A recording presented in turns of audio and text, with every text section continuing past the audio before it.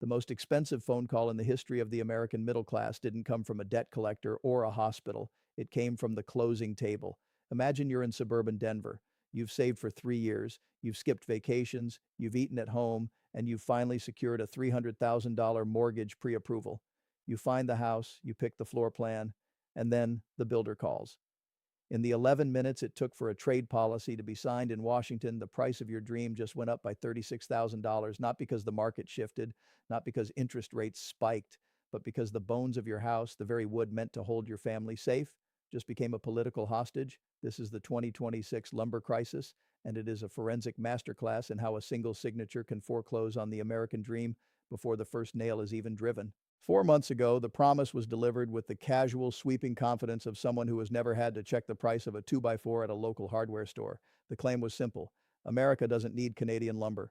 We were told we had tremendous forests, that our wood is better, and that we would use American wood for American homes. It was designed to be an applause line, patriotic, self-reliant, and emotionally charged. But as any builder will tell you, you can't frame a house with an applause line.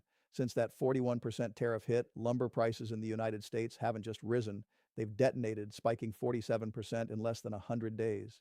The result is a $36,000 surcharge on the average single-family home. That isn't just a statistic.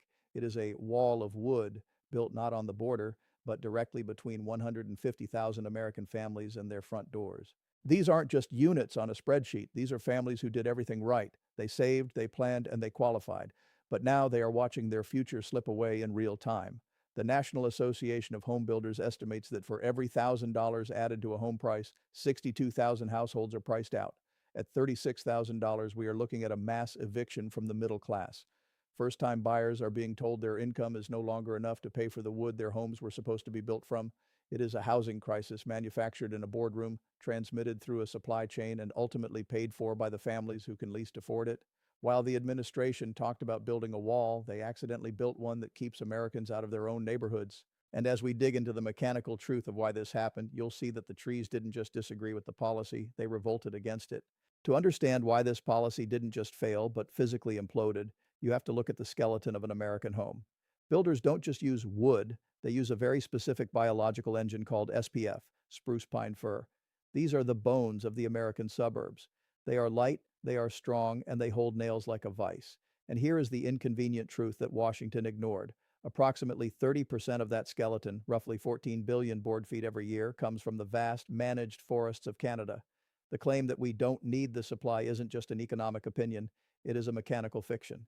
American building codes are literally written around the structural properties of Canadian SPF. You cannot swap it out for Southern yellow pine any more than you can swap out a jet engine for a tractor motor and expect the plane to fly. Southern yellow pine, the primary American alternative, is a different animal entirely. It's heavier, it's denser, and it warps. If you try to frame a modern residential house using only southern pine, your walls will bow, your floors will squeak, and your structural engineers will walk off the job. This isn't a preference, and it's physics. But even if we wanted to switch, we physically can't. American forests are already operating at or near their sustainable harvest capacity. The U.S. Forest Service doesn't take orders from the rose garden, they take orders from the ecosystem. To replace 14 billion board feet of Canadian lumber, you would have to clear-cut national forests and protected habitats, a legal and environmental nightmare that would take decades of court battles to resolve. And then there is the 40-year problem. Trees are not widgets. You cannot executive order a spruce tree to grow 30 feet in 4 months. Commercial-grade softwood timber takes 20 to 40 years to reach maturity. Even if every regulatory barrier vanished tomorrow, and even if we built the hundreds of millions of dollars in new sawmill capacity required to process the wood, we are still staring at a biological lag that outlasts any political term. The president said we don't need Canadian lumber, but the biology of the North American continent says otherwise. The tariff acted like a massive wrench thrown into the gears of a moving machine.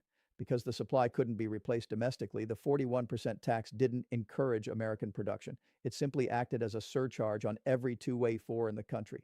Importers didn't stop buying, they just started charging more. The price of a standard 8-foot board jumped from under $4 to over $5 virtually overnight.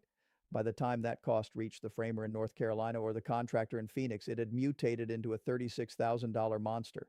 We tried to fight biology with a tariff, and biology won.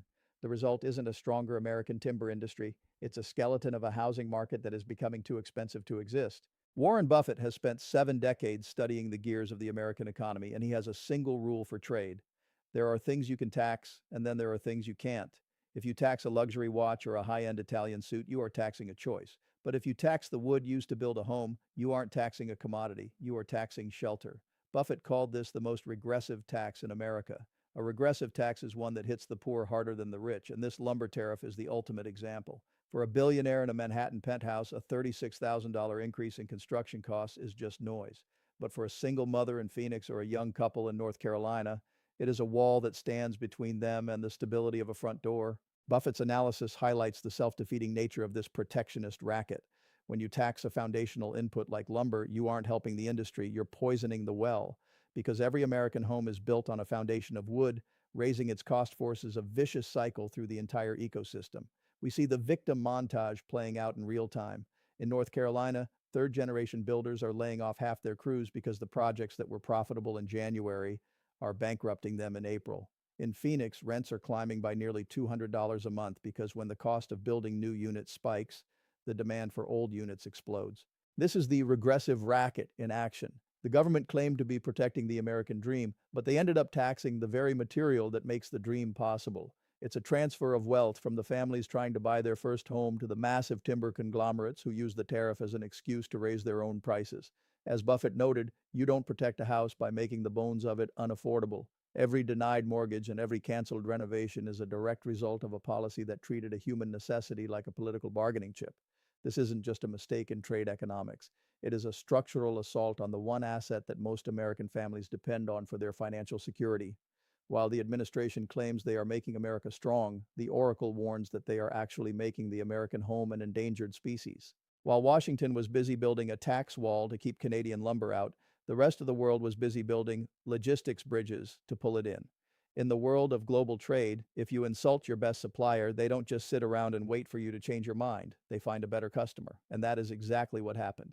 As American families were being denied mortgages, Canadian lumber companies were redirecting their supply to China, Japan, and the European Union. These nations aren't just buying our wood, they are vulturing our future. While we were arguing over 41% tariffs, China was signing 10-year contracts for the very spruce pine fir that was meant for the American suburbs. We didn't exit the market, we were evicted from it by our own policy. This is the global heist. The United States assumed that because we are the biggest buyer, we have all the leverage. But in 2026, the demand for high-quality, sustainable softwood is at an all-time high globally.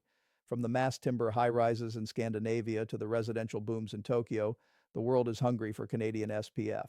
Once those new shipping routes are established and those new contracts are inked, that supply doesn't just come back because we decided to lower a tariff. We have permanently lost our priority status. We traded our generational relationship with our closest neighbor for a short-term political applause line, and the rest of the world is laughing all the way to the lumberyard.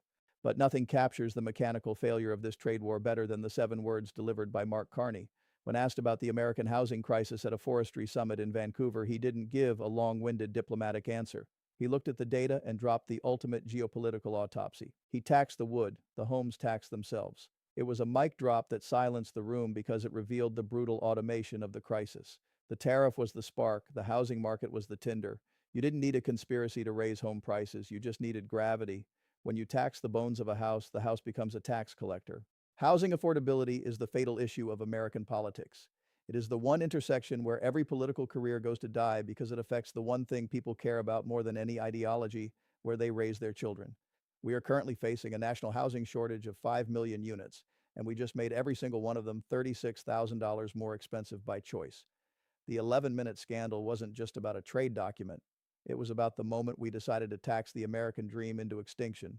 Trump said he was building a wall to protect us, but the families stuck in rentals, the builders laying off workers, and the 150,000 dreams that just vanished know the truth. He didn't build a wall on the border, he built one at the closing table, and every American with a mortgage is now paying the price for the bricks.